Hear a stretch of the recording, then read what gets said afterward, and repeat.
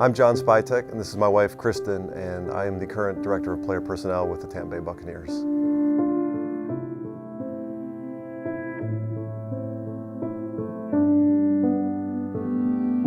We were ready for a family, and we were psyched. We were, the oldest on both sides of the family, and so this was the first grandchild, and when we told our families, they were just ecstatic. At our 20-week anatomy scan, there was an abnormal spot on the ultrasound. And so it was an echogenic bowel, and what that means is a bright white bowel. And that, as we learned, could be a marker for something or it could be nothing.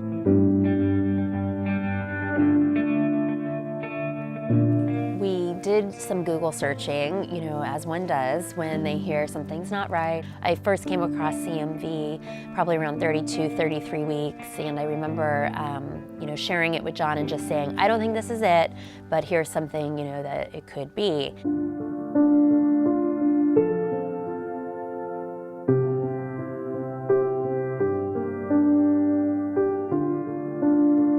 So, I just kept saying, I don't think this is it, but here's a term I had never heard of, and it seems like there is some matching indicators here. And so we kind of, pushed it under the rug a little bit and said, well, if it was something like that, they would tell us.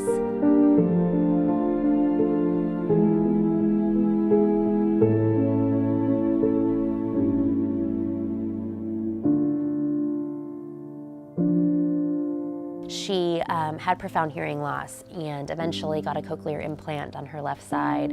She had vision issues caused by cortical vision impairment, which is some damage to the brain. She definitely had epilepsy and some neuroatypical behavior.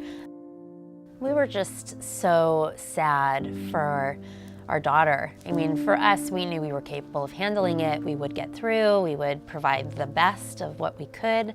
But we were mourning what could have been. We were grieving for her and the things that she may not get to know or realize.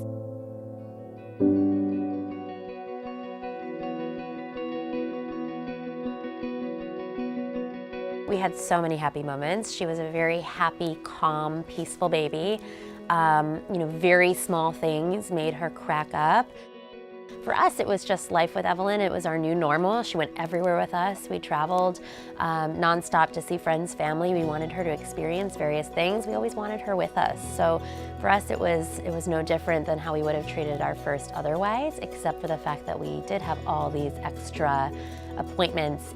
We really did not think or treat her differently because she was our daughter and she was thriving in our eyes.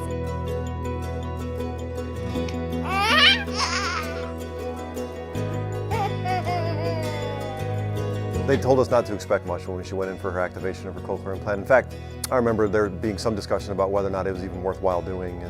And we went in there and they told us something to the percentage of 10% of the kids will respond, 10%, positively 10% will respond scared or cry, and 80% will do nothing.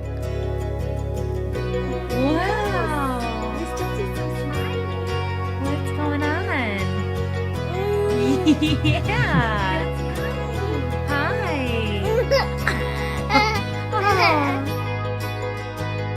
She cooed, she laughed. I mean, it was just one of the most special moments I ever had with her, because she could finally hear our voices, and it was another example of her overcoming or surpassing what the expectations were clinically for her. And I think it was a good reminder for us, at least, that where there's a will, there's a way, that life can take you a lot of different places. I mean, she just surpassed expectations throughout her life.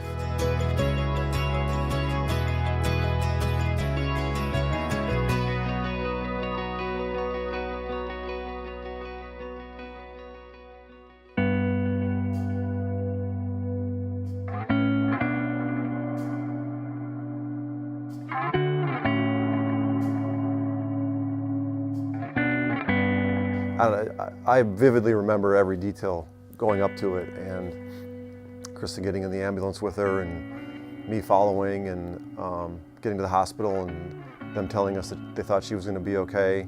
They were able to fix what was wrong, what the surgeon had messed up. We were sitting there on Christmas night into the the 26th, and her body her heart just couldn't withstand the damage that had been done from the surgery, and we lost her. We woke up on Christmas morning thinking it was going to be a great day and got Evelyn, and never got to put her to sleep again, and never got to wake her, get her out of her crib in the morning again. And it's just the worst day of my life.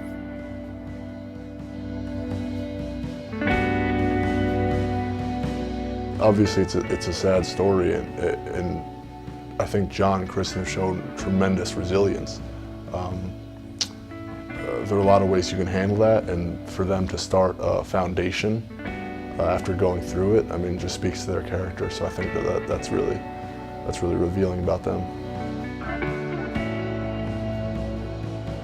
Evelyn is still a big part of their life, and they talk about her all the time with their Jack and Tommy around us.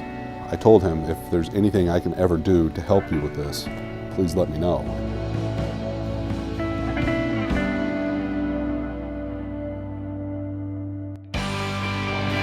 Wow.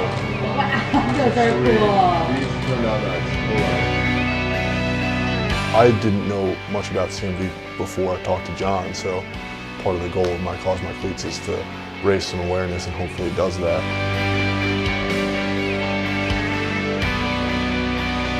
I would trade anybody or anything in this world to have Evelyn back.